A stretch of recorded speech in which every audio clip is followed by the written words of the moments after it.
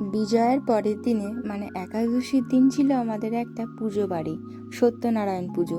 নতুন ঘরের পুজোর জন্য নেমন্তন্ন করেছিল আমাদেরকে। এটা হলো আমার একটা পিসি শাশুড়িদের বাড়ি, তো পিসিমা বলি। তো তাদেরই নতুন বাড়িটা তো খুব সুন্দর করে সাজিয়েছে। তো ঠাকুরটা তো তোমাদের দেখালামই। আর জানো, এত বড় বাড়িঘরটা করেছে আর ডিজাইনটাও এত সুন্দর লেগেছে। এইটা হলো ওদের বেডরুম, সবটাই তো তোমরা দেখতে পাচ্ছ। এটা হলো ওদের ঠাকুর ঘর। আর রান্নাঘরটা ওদের একটা নতুন ভিডিওতে আমি দিয়ে দেব। রান্নাঘরটা সত্যি দেখার মতো। আর ওদের রাত্রে রান্না বান্না হয়েছে, তো আমি দিয়ে দিয়েছে পনির সাথে, তো সেটা আমি ফার্স্টেই খেয়ে ফেলেছি।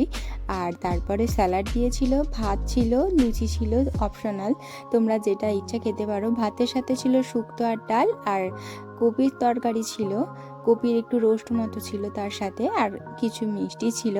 তো সব কিছুই আমি মোটামুটি একটু একটু করে খেয়েছি। আর এই ছিল আমার বাবুর সাথে আমার লুক। চলে আসছে একটা নতুন ভিডিও নিয়ে, দেখা হচ্ছে, টাটা।